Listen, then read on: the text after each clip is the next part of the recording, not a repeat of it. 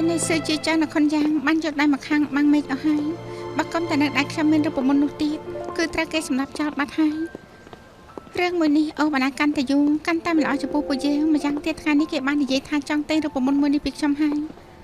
មើលទៅគេត្រង់នឹងបានទៀតហើយមែនហើយពេលនេះឡើងលេខឈុនក្រៅមួយរួចទេនិយាយពីសមត្ថភាពមកដល់ស៊ឺជីចៅបើចង់ប្រយុទ្ធជាមួយគេពួកយើងត្រូវតែប្រថុយបងរំជប់ឯងបានហើយអូនកុំខ្វល់អីបងអាចដោះស្រាយបាន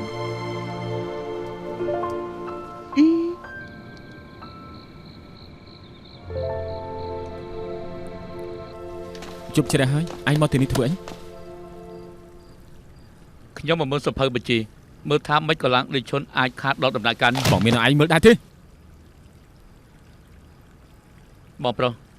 ខ្ញុំសង្ឃឹមថាបងជប់តាក់ទងជាមួយនឹងស៊ឺជីចៅទៀតទៅគេក៏ពុតតែប្រើប្រាស់បងយកឡើងលេខឈុននៃរបស់ឯងគឺបងជាអ្នកធ្វើឲ្យឡើងលេខឈុននេះទៅជាបែបនេះថាមែនទេនៃរបស់ខ្ញុំគឺមិនចង់ឲ្យបងត្រូវស៊ឺជីចៅនៅពងបានទេមើលតែឯងមានបំណងផ្សេងទៀតហ្នឹងតែឯងយល់ថាពុកមិននៅគ្មានអ្នកជួយឯងតាមមែនទេហ៎បងប្រាប់ឯងចុះពុកចេញទៅលើកនេះគឺគ្រូច្រើនជាងទៀតឯងកុំសង្ឃឹមទៅលើគាត់អីបងនិយាយប្រៀបផ្លាស់ស្អីមិនក៏ពុកជួបគ្រោះច្រើនជាទៀតបងឮពីណាមករឿងគ្រប់យ៉ាងនៅក្នុងផ្ទះមួយនេះមិនតាក់ទងនឹងឯងទេឯងក៏មិនចាំបាច់ធ្វើពុតជាល្អដែរចាំទុកណាអ្វីដែលជារបស់ឯងគឺជារបស់ឯងមិនមែនជារបស់ឯងចង់យកក៏យកមិនបានដែរចេញទៅ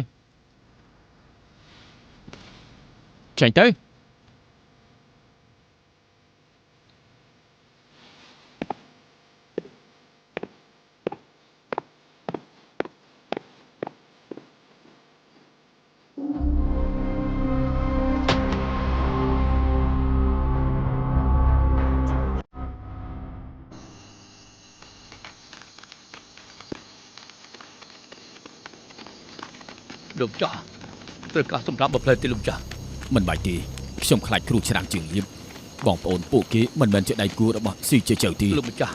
បើមានអ្វីឆ្លោះឆ្លួយគ្រូសាឡើងពិតជាការពារលេងបានហើយនៅមានប្រវត្តិរបស់អ្នកប្រយិសៀនទៀតតើត្រូវលេចទៅដល់បាតសមុទ្រទេ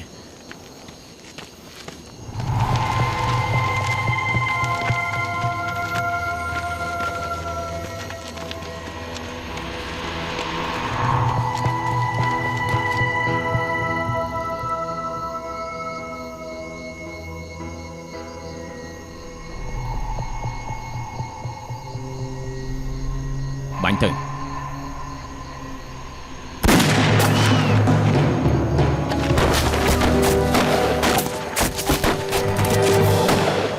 មើលទៅរឿងនេះពួកគេរៀបចំអត់ទៅហើយខ្ញុំទៅបញ្ឆោតពួកគេសិនមិនបានទេគ្រោះថ្នាក់ពេកហើយ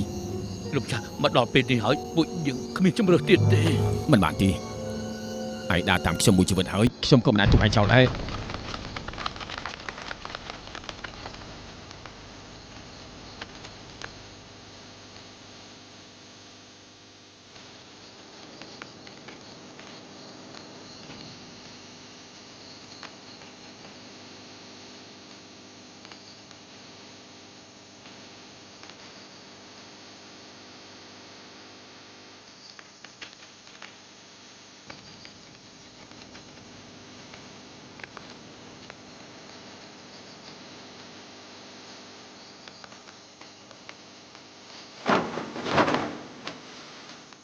លោកចាស់ថែខ្លួនផងណា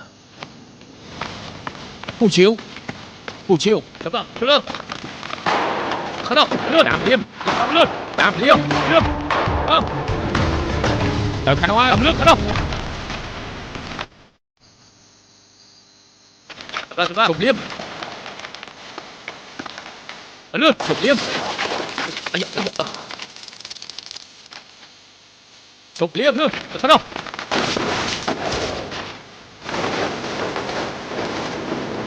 តាមទៅលឿន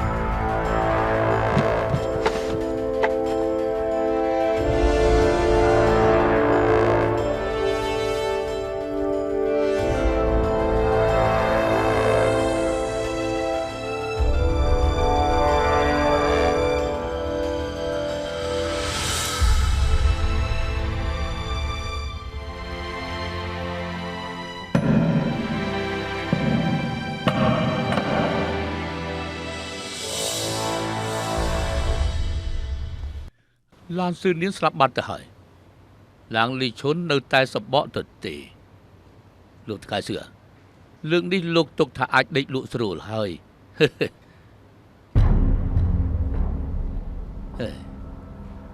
យ៉ាងម៉េចនៅមានអ្វីដែលមិនទាន់ដោះស្រាយខ្ញុំគឺអាចដេកលក់ស្រួលហើយប៉ុន្តែលោកប្អូននៅមានឆ្អឹងកាចាស់នៅពិបាកកគេថែមទៀតណាលោកនិយាយពីឡុងទៅសួយខ្ញុំពុតជាបានទុកលោកជាប្អូនខ្លួនឯងមែនបញ្ហារបស់លោកគឺបញ្ហាខ្ញុំរឿងនេះក្នុងចិត្តរបស់ខ្ញុំទះសារជំនួសលោកណាសម្រាប់ឡុងទៅសួយគ្រាន់តែជាបញ្ហាពេលវេលា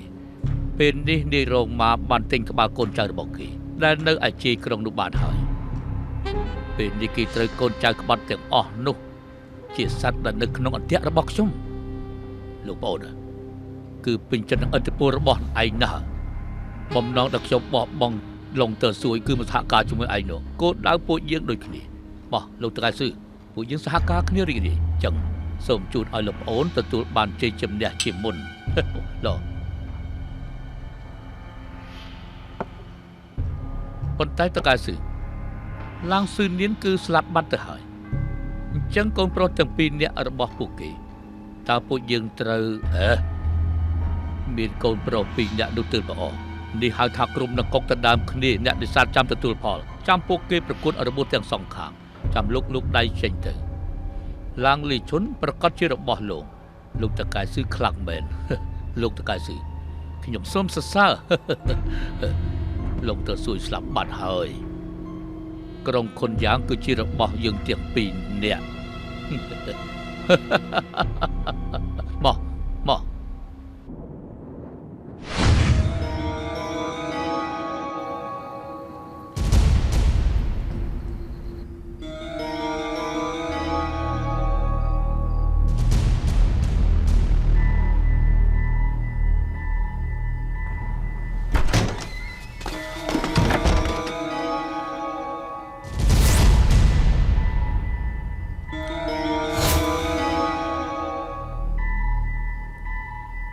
កាប់ទៅគឺជាឯងមែន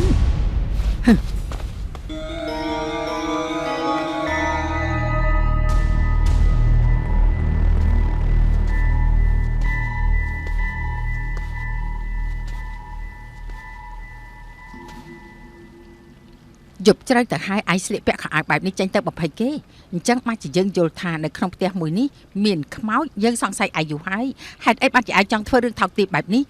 យើងអាចនឹងគ្រោះឲ្យឯងអធិស្ឋានឲ្យឯងម្ដងហើយម្ដងទៀតមិនក៏ឯងមិនទុកខ្លួនឯងជាមនុស្សសោះអញ្ចឹងមនុស្ស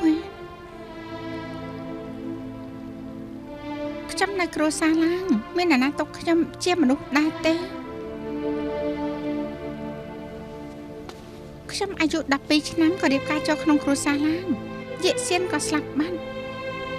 រាល់ថ្ងៃខ្ញុំនៅយាមស្លាកព្រលឹងមួយនេះមានអ្នកណាសួរពីអារម្មណ៍របស់ខ្ញុំដែរទេដឹងថាចិត្តខ្ញុំលំបាកប៉ុណ្ណាដែរទេបើឯងលំបាកចិត្តឯងប្រាប់យើងបានហេតុអីបានជាឯងបន្លំខ្លួនធ្វើខ្មោចបើក្នុងចិត្តម៉ែគ្មានខ្មោចហេតុអីក៏ត្រូវខ្លាចទៅខ្ញុំនៅក្នុងគ្រួសារឡើងសំបីតែអ្នកបម្រើម្នាក់ក៏មិនស្មើផងនៅក្នុងផ្នែកម៉ែខ្ញុំគឺជាស្រីថោកទាបម្នាក់ខ្ញុំធ្វើអ្វីក៏ម៉ែមិនពេញចិត្តដែរនិយាយថាខ្ញុំជាផ្កាយដកកន្ទុយរបស់គ្រួសារឡើង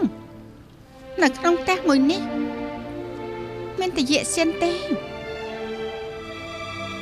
ដែលទុកខ្ញុំជាមនុស្សម្នាក់ដឹងពីអំពើល្អរបស់ខ្ញុំតែនៅក្នុងភ្នែកគេមានតែហេតុខាងប៉ុណ្ណោះដល់ថ្នាក់យកកំណត់ធ្វើទឹកអប់ដែលខ្ញុំផ្ដាល់ឲ្យគេនោះទៅឲ្យហាងខាងធ្វើជាទឹកអប់ភាគខាងកើតទៀតផងអ្នកទាំងអស់គ្នាម្នាក់គឺដូចគ្នាពេលដែលត្រូវការខ្ញុំគឺនឹកឃើញខ្ញុំប្រារួចហើយក៏បោះចោលខ្ញុំទៅមកខាងមិនខ្វល់នឹងខ្ញុំនោះទេឯងម៉ែវាយខ្ញុំមកស្លាប់ទៅយ៉ាងណាពេលនេះខ្ញុំមិនដូចមនុស្សមិនដូចខ្មោចខ្ញុំស្លាប់បាត់គឺមានមនុស្សនៅខាងក្រោមធ្វើជាគ្នាកំដោះកូនប្រុសម៉ែហើយគ្រួសារឡើងមួយនេះគ្រាន់តែមានស្លាប់ព្រលឹងមួយទៀតប៉ុណ្ណោះមីឡានឯងជាកូនប្រសាគ្រួសារឡានយើងត្បិតតែយានគេស្លាប់បាត់ទៅហើយតែឯងនៅតែជាអ្នកស្រីទី2គ្រួសារឡើងដដែលនៅក្នុងផ្ទះមួយនេះអ្វីត្បិតតែឯងមិនបានស្លៀកពាក់ស្អាតបាតមានសភាពឆើតឆាយ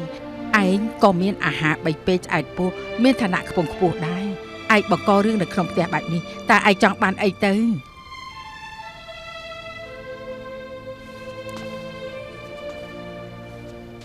យប់ណាក៏ខ្ញុំកំពុងគិតដែរបើជាសៀននៅរស់នោះពួកយើងប្រកាសជារស់នៅជាមួយគ្នាដោយសុភមង្គលរាល់ថ្ងៃគេទៅធ្វើការនៅឡាំងនិឈុនខ្ញុំចាំគេនៅក្នុងផ្ទះចាំគេមកផ្ទះវិញកំដរខ្ញុំជជែកគ្នាលេងនួងខ្ញុំឲ្យសប្បាយចិត្តតែរឿងរ៉ាវមិនសមតាមបំណងរាល់ថ្ងៃអ្វីដែលខ្ញុំកំដរនោះគឺមានតែស្លាកព្រលឹងមួយនេះប៉ុណ្ណោះខ្ញុំឲ្យធូបឲ្យគេរាល់ថ្ងៃសូត្រធម៌ឲ្យគេស្ដាប់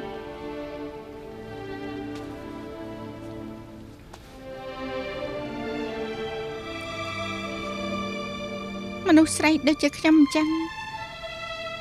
សត្វត្រៀបការបង្កើតកូនអស់ហើយតែខ្ញុំបានតែនៅទីនេះរងចាំស្លាប់ម្នាក់ឯងតែប៉ុណ្ណោះជីវិតបែបនេះត្រូវរស់នៅដល់ពេលណាទៀតទៅខ្ញុំពិតជារស់លែងបានទៀតហើយបាននៅតែធ្វើបែបនេះបន្តទៀតនោះយកល្អខ្ញុំទៅខាងក្រោមកំដរយាកសៀនវិញចុះ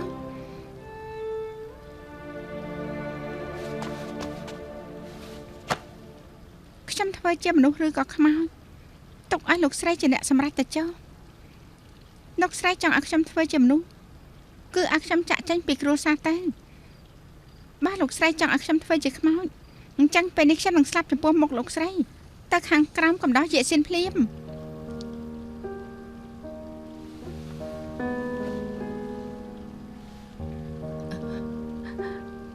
មេវឡានឯងស្មានថាម៉ែមិនលំបាកទេម៉ែលំបាកជាងឯងទៅទៀតម៉ែដូចជាឯងយ៉ាងអញ្ចឹងធ្វើជាស្ត្រីមួយម៉ែទាំងអស់ម៉ែនៅមានប្តីតែឯងបានឃើញហើយម៉ែនៅតែស្នាក់ហូបចុកនៅក្នុងបន្ទប់ព្រះដដែលគ្មានមនុស្សប្រុសណាគេមកលួងលោមម៉ែទេគ្មានមនុស្សប្រុសស្រឡាញ់ម៉ែទេពួកយើងក៏ជាស្រីនេះគឺជាវាសនារបស់ពួកយើងអញរៀបការជាមួយកូនប្រុសបែបណាហើយគឺត្រូវតែរស់នៅក្នុងជីវិតបែបនោះឯងនៅម្នាក់ឯងអាយុជាង10ឆ្នាំឯងក៏មកដល់គ្រួសារឡើងយើងឯងគ្មានជំនាញអីទេគ្មានសាច់ញាតិអ្វីទេឯងនៅខាងក្រៅម្នាក់ឯងរស់នៅយ៉ាងម៉េចបានឯងរស់នៅក្នុងគ្រួសារឡើងយើងចោះបើទោះបីជាឯងពិបាកក្នុងចិត្តក៏ល្អជាងនៅខាងក្រៅតែខ្ញុំទៅតែអាយុ20ឆ្នាំប៉ុណ្ណោះខ្ញុំមានផ្លូវដែលត្រូវដើរទៅវិញឆ្ងាយទៀតខ្ញុំមិនចង់ឲ្យដូចជាលោកស្រីអញ្ចឹងទេលោកស្រីគឺដូចជាម្សៅដែលត្រូវគេទុកចោលជាយូរណាស់មកហើយក្លិនក្រអូបនៅមានពណ៌នៅមានប៉ុន្តែគ្មាននរណាចង់យកមកលាបម្ដងទៀតទេ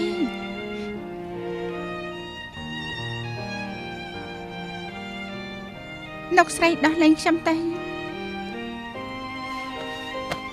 ខ្ញុំសុំវល់សុំលោកស្រីដឹកលែងឲ្យខ្ញុំផងទៅមេវឡានជួយសិតសក់ឲ្យម៉ែម្ដងទៀតបានទេ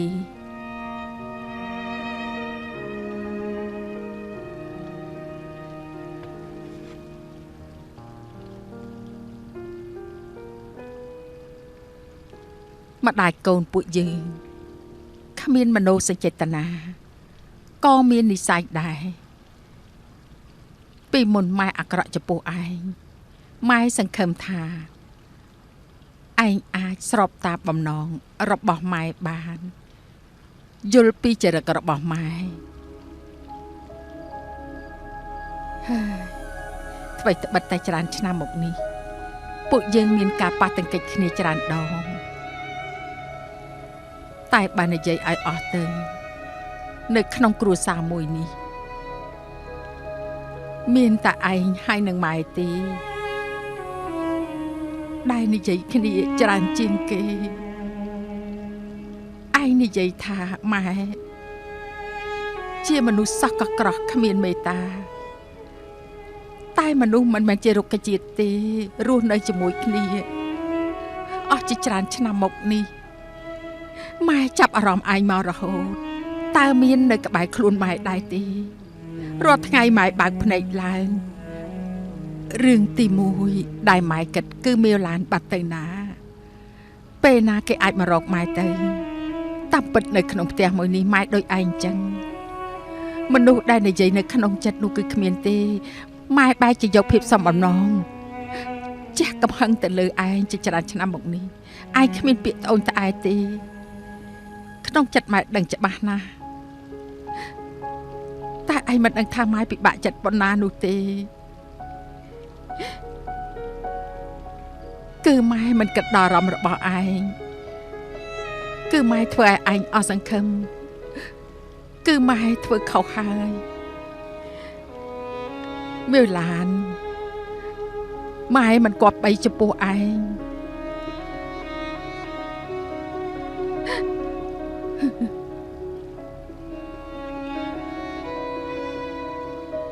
តែមនុស្សគឺបែបនេះឯង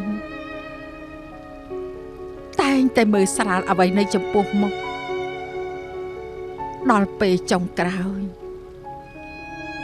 គឺមិនដឹងថាតើខ្លួនឯងត្រូវការអ្វីនោះទេ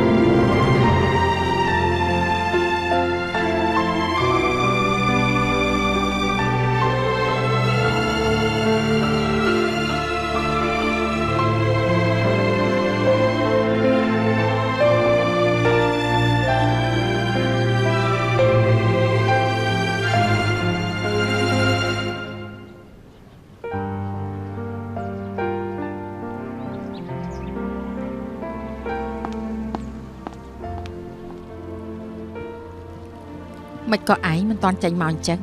មិនក៏មិនទៅមើលរោងចក្រផងអង្គុយសិនទៅម៉ែខ្ញុំមកថ្ងៃនេះគឺចង់សួរម៉ែពីរឿងមួយក្នុងផ្ទះនៅមានលុយទៀតទេឯងត្រូវការលុយធ្វើអីទៅមិនមែនទេពេលនេះក្នុងរោងចក្រគ្មានលុយបើកប្រាក់ខែពួកកម្មករឈប់ធ្វើការអត់ទៅហើយម៉ែដឹងទេថាម៉េចម៉ែនេះគឺជារឿងបណ្ដោះអាសន្នតែប៉ុណ្ណោះហើយនេះខ្ញុំគឺសួរម៉ែថាក្នុងផ្ទះអាចសល់លុយអាចយកចេញមកដោះទាល់ដែរទេយកលុយក្នុងផ្ទះទៅបំពេញឲ្យបញ្ជីក្រុមនោះឯងដឹងថាក្រុមមួយចំនួននោះគ្រួសារយើងខាត់លុយអស់ប្រមាណទេលុយដើមយកមកចាយអស់ហើយនៅក្នុងផ្ទះក្រៅពីចំណាយអាហារ3ពេលមិនមានលុយនៅសល់បន្ថែមឲ្យរោងចក្រទៀតมันបានដឹងថាពេលណាទៅពុករបស់ឯងមកវិញ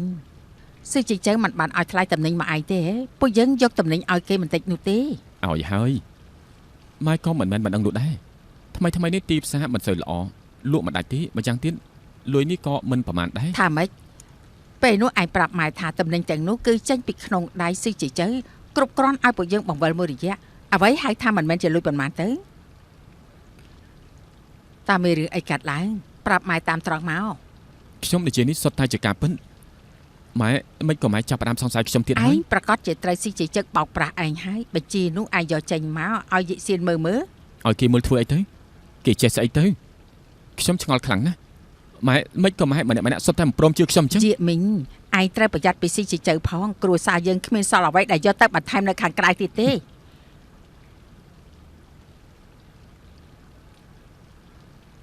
ប្លង់ផ្ទះរបស់យើងឯងមិនបានយកទៅទេមែនទេ ខ្ញុំយកហើយ យកមកវិញ នៅស៊ីជើ ឯងយកទៅឲ្យគេធ្វើអី ម៉ែមិនឲ្យគេមិននឹងឲ្យតំណែងមកម៉ែទៅត្រូវតែមានប្រាក់កក់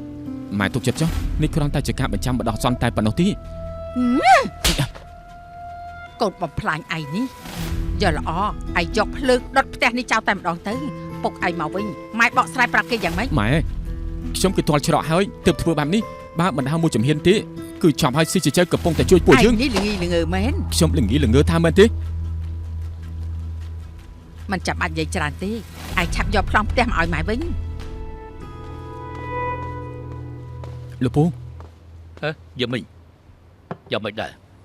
ឬប្រមុនមកសៅពូយើងដល់ពូឲ្យទៅយកនោះពេលនេះយកបានហើយនៅ នេះពូកំអាលនិយាយពីរឿងទាំងអស់នេះអីប្លង់ផ្ទះដែលខ្ញុំបញ្ចាំនឹងពូនៅមានដែរទេពូឲ្យខ្ញុំសិនមក យ៉ាមិញធ្វើការរស់ស៊ីគឺត្រូវតែមានចិត្តស្មោះណាគឺឯងគឺជាអ្នកទទួលយកប្លង់ផ្ទះមកប្រចាំទើបពូអាចឲ្យឯងខ្ចីលុយបានធ្វើត្បិតតែពួកយើងជាពូហើយនឹកក្មួយតែក៏មិនអាចបដ ாய் ឲ្យឯងធ្វើប្រទេសប្រដាស់បែបនេះបានដែរ លោកពូក៏គិតមើលឲ្យម៉ត់ចត់ផងទៅបើគុំតើរវាងពូយើងសហការគ្នាពូមិននឹងអាចយកឈ្នះឡានលេខឈុនបានទៅទំនិញរបស់ស៊ឺហាងលូមើលទៅក៏មិនងាយស្រួលនឹងលក់យ៉ាងនេះដែរមិនហើយពេលនេះពុកខ្ញុំគឺមិននៅខុនយ៉ាងទីតែសัตว์អូតដែលស្គមងាប់ធំជាងផ្សេះដែរគេឈ្មោះនៅភ្ញៀវចាស់របស់ឡានលេខឈុនគឺនៅទីនោះទាំងអស់តែនៅក្នុងនេះមានរឿងអ្វីខ្លះទៅពូគួរតែដឹងច្បាស់ជាងខ្ញុំទៅទៀតខ្ញុំមិនចង់ព្រោះតែប្លង់ផ្ទះមួយស្លឹកហើយធ្វើឲ្យតំណែងតំណងពួកយើងខូចទី ល្អឯងចង់បានប្លង់ផ្ទះវិញងាយស្រួលទេសងប្រាក់ដែលឯងจะពាក់មុននេះទាំងដាំទាំងការវិញមកគឺខ្ញុំនឹងឲ្យឯងភ្លាមណាស្ដាប់បានទេឡើងយ៉ាមិញឯងទើបតែយកលុយពីខ្ញុំទៅពេលនេះគឺមកទាប្លង់ផ្ទះទៅវិញឯងគឺទុកខ្ញុំជាឪពុកឯងដែរទេមានពាក្យខ្លះគិតឲ្យបានច្បាស់ចាំនិយាយណា ពេលនោះគឺពូជាអ្នកបង្រៀនខ្ញុំមកធ្វើបាននេះចាំមិនពេលនេះពូបាជាចង់ប្រែកន្លះថាមែនទេ ពេលនោះគឺខ្ញុំចង្អុលបង្ហាញផ្លូវមួយឲ្យឯងគឺឯងដើរដល់ពាក់កណ្ដាលសាច់ថាហត់ហើយពេលនេះឲ្យខ្ញុំចេញមកជួយឯងទៀតគ្មានពេលទេវើយ ពូកុំធ្វើបាបគេអត់សោះណាខ្ញុំនឹងសងលុយពូវិញតែពេលនេះខ្ញុំគ្មានពេលសាំញ៉ាំជាមួយពូទេឲ្យប្រងផ្ទះមកខ្ញុំត្រូវការពេលនេះ ឡើងយ៉ាមិញឯងដឹងហេតុអីខ្ញុំមើលស្រាលឯងរហូតមកទេព្រោះឯងគឺជាមនុស្សអត់បានការម្នាក់មានភាពក្លាហានគ្មានប្រញាប់តែខ្សែភ្នែករបស់ឪពុកឯងមិនខុសទេគឺប្រៀបនឹងឡើងយាសៀនឯងអន់ថ្ងៃណាស់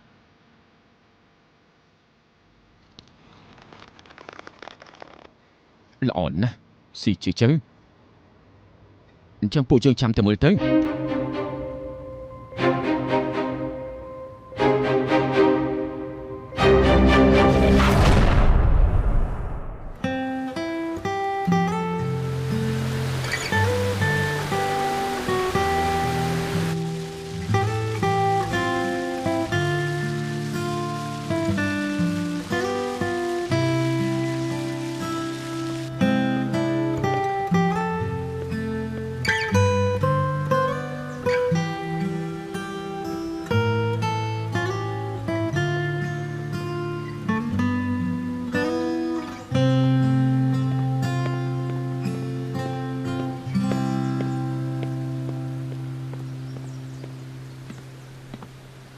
យេស៊ីន មិនក៏នាងមកអញ្ចឹង ខ្ញុំដឹងថាថ្មីនេះគ្រួសារឡើងជួបបញ្ហាម្យ៉ាងតែរឿងមួយនេះគឺមានតាក់ទងជាមួយនឹងស៊ឺជីជ័យពុកខ្ញុំចង់មកមើលថាមានអីអាចជួយលោកបានទេ បំណងល្អរបស់នាងខ្ញុំអរគុណនាងហើយ យេស៊ីនខ្ញុំដឹងថាថ្មីនេះលោកពិបាកចិត្តខ្ញុំមកទីនេះចង់មើលលោកមានអ្វីត្រូវការខ្ញុំជួយទេលោកនឹងហាយថាង រឿងខ្ញុំនឹងហាយທາງនោះនាងមិនចាំបាច់បារម្ភទេនិយាយរួមមនុស្សដែលដុតភ្លើងនោះគឺជាអ្នកផ្សេងខ្ញុំអាចប្រាប់នាងបានតែប៉ុណ្ណឹង ការប៉ັດពុកខ្ញុំព្រោះតែប្រាក់កងតបចង់រឹបអូសឡាននៃឈុនត្បិតតែខ្ញុំមិនបានរៀបរៀងគាត់តាន់ពេលគាត់ក៏មិនស្ដាប់ខ្ញុំដែរលោកដឹងពីទំនាក់ទំនងរបស់គាត់នឹងសេចក្ដីហើយពេលនេះលោកទុកចិត្តចោលខ្ញុំនឹងឈរខាងលោក ខ្ញុំដឹងហើយនេះខ្ញុំនិយាយហើយបំណងរបស់នាងគឺខ្ញុំពិតជាអរ ពេល គុណ នេះខ្ញុំទះសារខ្លាំងណាស់តែខ្ញុំគ្មានមធ្យោបាយអីបន្តិចសោះមានអីត្រូវការឲ្យខ្ញុំជួយទេ មកហួរនាងគឺជាអ្នកក្រៅម្នាក់នាងធ្វើជាអ្នកក្រៅរបស់នាងតាមសម្រួលចុះខ្ញុំមិនចង់ទាញមនុស្សមិនពាក់ព័ន្ធចូលមកទេ ឡានយេសៀនដល់ពេលនេះឲ្យលោកទុកខ្ញុំជាអ្នកក្រៅទៀតខ្ញុំរត់មកពីចម្ងាយគឺចង់ដឹងថាលោកមានទុកលំបាកអីលោកចរានខ្ញុំចេញទៀតទេខ្ញុំមិនខ្វល់រឿងមួយនេះខ្ញុំត្រូវតែខ្វល់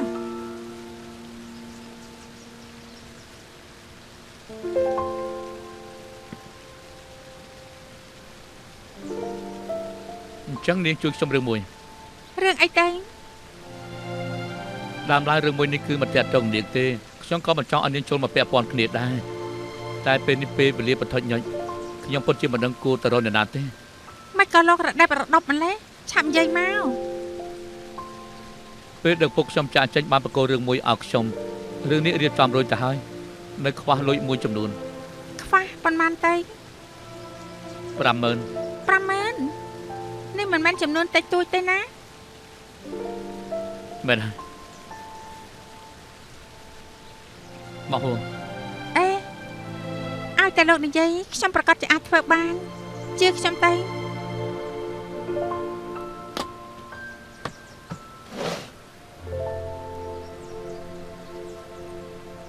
អរគុណហើយមកហួរមានលុយទាំងអស់នេះហើយខ្ញុំអាចធ្វើឲ្យអាកញ្ចាស់ស៊ឺជួយចៅនោះឬខ្លួនមករួចជារៀងរហូតអញ្ចឹងខ្ញុំរៀបហើយណា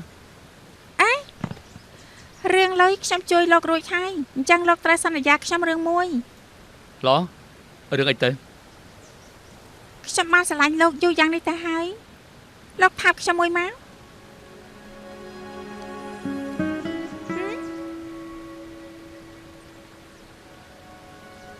ខ្ញុំសូមទោសមកហួរខ្ញុំទទួលយកជំនួយពីនាងហើយ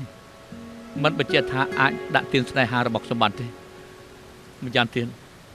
រឿងស្នេហានេះគឺមិនមែនយកមាសប្រាក់មកថ្លឹងថ្លែងបាននោះទេបើសិនជានាងព្រោះតែចង់ឲ្យខ្ញុំស្រឡាញ់នាងនោះហើយនេះទើបជួយដល់ខ្ញុំនោះអញ្ចឹងស្នេហាមួយនេះនិយាយចំពោះខ្ញុំគឺជាសម្ពាធមួយយ៉ាងខ្ញុំមិនអាចទទួលយកបានទេរឿងអ្វីក៏ដោយខ្ញុំអាចយល់ព្រមបានតែរឿងមួយនេះខ្ញុំមានស្នេហាដែលជារបស់ខ្ញុំទៅហើយខ្ញុំត្រូវទទួលខុសត្រូវចំពោះគេមិនអាចចុះញោមច្រៀងរហូតខ្ញុំជឿថាគង់តែមានថ្ងៃមួយពេលដែលមានស្នេហារបស់ខ្លួនឯងនោះនាងក៏អាចលើកខ្ញុំយ៉ាងចឹង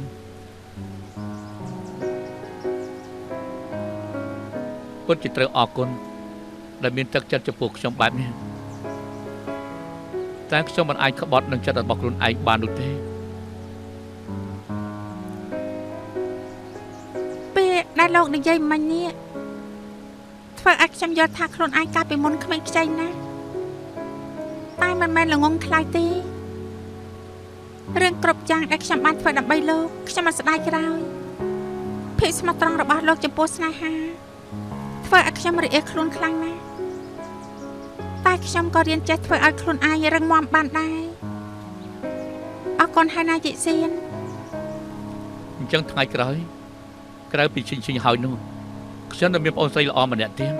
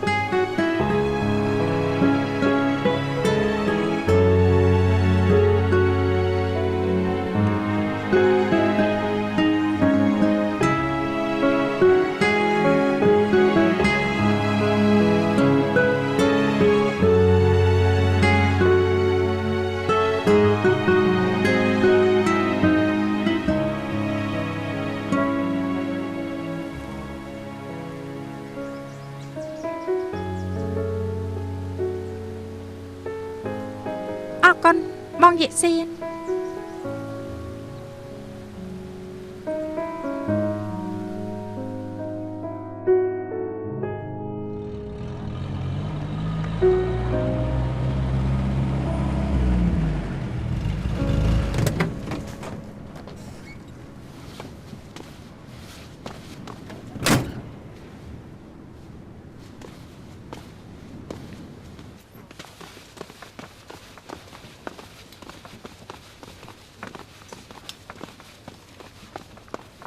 លោកម្ចាស់លោកតកែម្នាក់នេះនិយាយថាស្គាល់លោកថៅកែលោកស្គាល់ខ្ញុំទេ លោកគឺ កាលពី5ឆ្នាំមុនពួកយើងធ្លាប់ជួបគ្នាម្ដងនៅក្នុងអង្គប្រជុំអាជីវកម្មនៅឯស៊ូហាន អូអញ្ជើញជើញ លោកតកែស៊ឺលោកได้ចាំខ្ញុំបានទេលោកពិតជាមនុស្សរវល់ភ្លេចច្រើនមែនទេណូ គូឲ្យរៀកខ្លួនមែន នៅពេលនោះខ្ញុំភ្នែកអន់ធ្វើតាមភាពពេញនិយមនាំគ្នាទៅដណ្ដើមទំនិញពីឡាលីឈុនលើកនេះស៊ឺហាងលូអាចនឹងផលិតម្សៅហ្វូចុងចេញមកម្ដងទៀតបានខ្ញុំបានលើកដំណឹងហើយថាប្រញាប់មកភ្លាមមិនលាក់បាំងទីខ្ញុំធ្លាប់លើកពាក្យចាំអារ៉ាមដែលតាក់ទងជាមួយម្សៅហ្វូចុងជាយូរមកហើយខ្ញុំមិនធ្លាប់គិតថាច្រើនឆ្នាំមកនេះបែរជាមានមនុស្សធ្វើវាឡើងពេញនិយមចឹងសោះអនាគតរបស់ម្សៅហ្វូចុងនេះគឺពិតជាមិនអាចថ្លឹងថ្លែងបានទេខ្ញុំជាមនុស្សដែលទៀងត្រង់ម្នាក់ថ្ងៃនេះពួកយើងនិយាយគ្នាតាមត្រង់ចុះម្សៅហ្វូចុងនេះលោកមានប្រមាណខ្ញុំយកទាំងអស់សង្ឃឹមថាលោកថកែស៊ឺអាចជួយឲ្យខ្ញុំដណ្ដើមយកទីផ្សារនៅណានយ៉ាងបានមុនទៅចុះណា ខ្ញុំពិតជាអរគុណណាស់ដែលលោកតកែហ៊ូពេញចិត្តយ៉ាងនេះប៉ុន្តែលោកមិនដឹងរឿងនេះទេការកំងម្សៅពូជុងនេះពួកយើងបានត្រៀមដល់ឆ្នាំក្រោយអស់ទៅហើយនៅក្នុងរូបចក្ររបស់ខ្ញុំនេះគឺមិនអាចផលិតទាន់នោះទេខ្ញុំពិតជាមិនអាចបែងចែកខ្លួនបានឡើយក៏ប៉ុន្តែលោកតកែហ៊ូបាទលោកមានចិត្តអំណត់រងចាំបាននោះខ្ញុំរីករាយនឹងរកស៊ីជាមួយនឹងលោកខ្ញុំនេះបដិញ្ញាថាសហការជាមួយលោកឲ្យបានល្អ លោកមើលចុះខ្ញុំខំមកពីចម្ងាយខ្ញុំមានចិត្តស្មោះចង់ធ្វើការរកស៊ីជាមួយលោកមែនណាទុកមុខឲ្យខ្ញុំផងទៅលុយមិនមែនជាបញ្ហាទេ ប្រកបណាស់លុយមិនមែនជាបញ្ហាទេលោកគួរតែបានដឹងហើយការធ្វើការពួកយើងនេះគេមានវិន័យរបស់ពួកយើងគឺខ្ញុំគិតថាលោកតកែហ៊ូគួរតែយល់ហើយ លោកថៅកែស៊ឺខ្ញុំធានាថាមិនអាចឲ្យលោកខាត់នោះទេខ្ញុំប្រាប់លោកតាមត្រង់ចុះលោកធ្វើការរកស៊ីនេះបានសម្រេចបានចំណេញលុយហើយគឺអាចបើកស៊ឺហានលូបានមួយទៀតផង ថ្ងៃនេះនិយាយពីរឿងមួយនេះយឺតពេលបន្តិចហើយពុំនោះទេលោកទៅវិញសម្រាប់សិនចុះថ្ងៃក្រោយចាំមកនិយាយអំពីរឿងចំណុចលម្អិតជាមួយនឹងលោកទៀត ក៏ល្អដែរក៏ល្អដែរ អញ្ចឹងខ្ញុំនឹងឲ្យមនុស្សជូនលោកទៅវិញ មិនចាំបាច់ទេកុំគួរសមអីខ្ញុំទៅវិញដល់ខ្លួនឯងចុះល្អលោកមិនចាំបាច់ជូនទេខ្ញុំទៅ អូអញ្ជើញ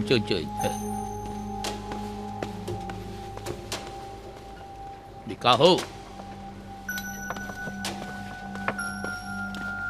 លោកម្ចាស់ចាំមិន ទៅសើមើលទៅ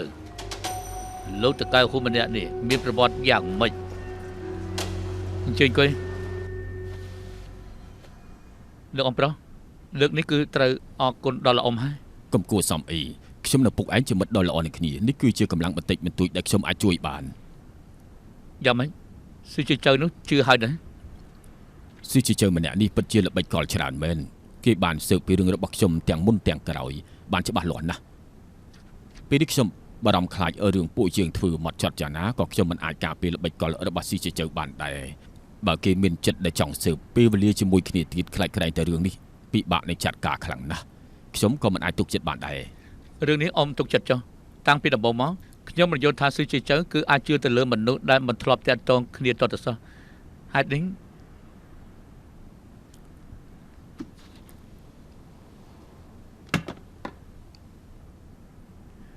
នេះភាពជោគជ័យនិងបរាជ័យលើកនេះគឺមើលទៅលើលុយនេះហើយពួកយើងចំណាយចេញទៅ រឿងមួយនេះឯងត្រូវពិចារណាឲ្យបានម៉ត់ចត់បន្តិចបើរឿងមួយនេះបរាជ័យពួកយើងគឺគ្មានឱកាសចាប់ផ្ដើមសារជាថ្មីទេខ្ញុំខ្លាចឯងមិនមែនជាដៃគូរបស់ស៊ីជីជើបើបរាជ័យនឹងវិវរជាមិនខានឡើយ លោកអ៊ំនិយាយត្រូវណាស់ហេតុនេះក៏មកអង្គយូរពួកយើងគឺត្រូវតែប្រើលបឿនឲ្យស៊ឺជាចៅគ្មានឱកាសដកដង្ហើមគឺធ្វើឲ្យគេតដៃមិនទាន់កាត់ផ្ដាច់គំនិតរបស់គេ លោកថកែស៊ឺនេះជាប្រាក់កក់មួយចំនួន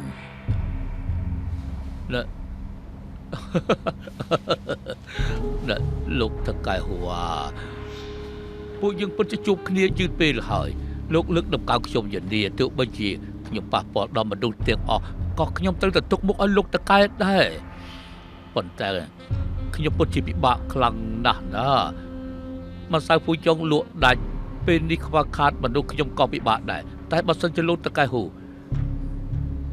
មានចិត្តស្មោះយ៉ាងនេះទៅហើយបើស៊ឺជីចៅខ្ញុំវាយរឹកខ្ពស់នោះអញ្ចឹងគឺគ្មានមនុស្សធម៌ទេគ្មានការរស់ស៊ីរបស់លោកខ្ញុំទទួលយកកាត់ដែរ ការរស់ស៊ីពេលនេះខ្ញុំគិតថាទទួលយកចុះមិនអីទេ ល្អ សូមជូនពរឲ្យម្សៅពូយ៉ងរបស់យើងលក់ដាច់ជាងគេ ហើយថាងមានការមិនទាន់រោងចក្រមានទទួលការកម្មង់ដ៏ធំមួយចំនួនណែមើលទៅខ្ញុំគិតថាបន្ទាប់ពីពួកនាងត្រូវថែមម៉ោងហើយនាងឆាប់សួរផ្នែកទិញបន្តិចត្រូវការម្សៅហ្វូយ៉ងច្រើនយ៉ាងនេះត្រូវការឲ្យពួកយើងទិញវត្ថុធាតុដើមប្រមាណទៅ លោកក៏និយាយថាមានមនុស្សកក់ម្សៅហ្វូយ៉ងច្រើនណាស់ហើយ មែនហើយលើកនេះលោកម្ចាស់ស៊ឺគឺចិត្តបានហើយបើរកស៊ីធ្វើបានសម្រេចនាងគឺជាមន្ត្រីមានគុណសម្បត្តិជាងគេ តែទៀតខ្ញុំនឹងទៅភ្លាម ឡោឲ្យនាងនៅខាងនោះគឺទឿនខ្លាំងណាស់នាងត្រូវប្រយ័ត្នតិចណាឡោខ្ញុំលាហើយ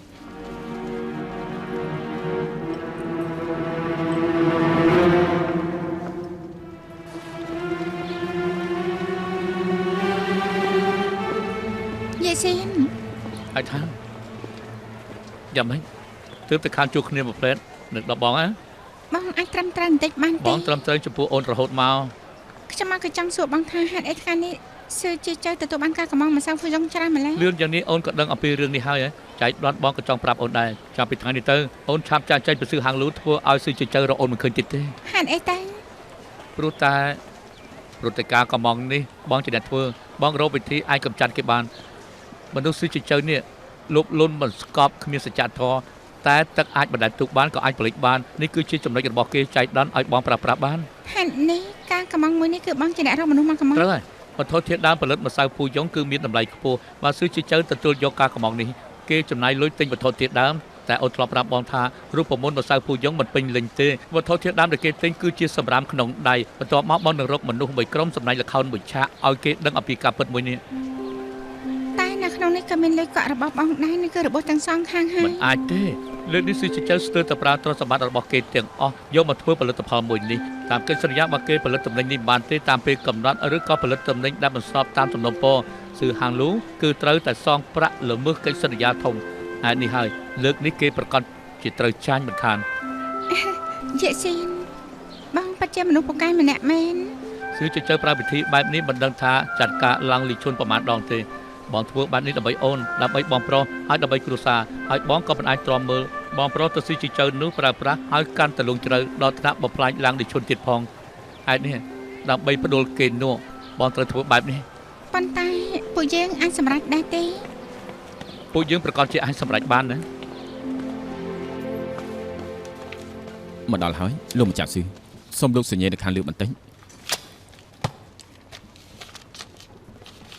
ល្បឿននៃការផលិតទាំងអស់នេះយ៉ាងម៉េចហើយ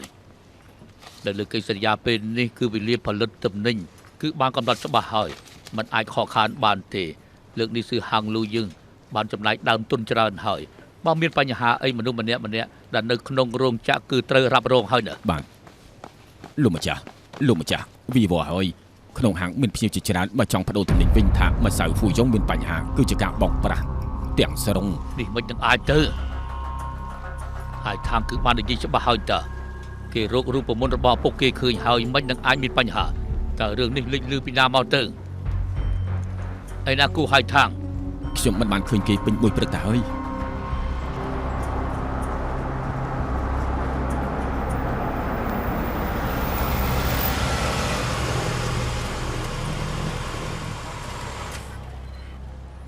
អូនយ៉ាងម៉េចហ្នឹងនៅតាមផ្លូវដូចជាមិនសប្បាយចិត្តសោះ ថ្ងៃក្រោយពេលដែលបងធ្វើរឿងបាននេះទៀតតើអាចពិភាក្សាជាមួយខ្ញុំជាមុនបានទេ បងមិនប្រាប់អូនព្រោះថាមិនចង់ឲ្យអូនបារម្ភជាមួយនឹងបងដែរហ្នឹងណាថ្ងៃនេះឆាប់ទៅសម្រាប់ទៅ អញ្ចឹងខ្ញុំលាសិនហើយ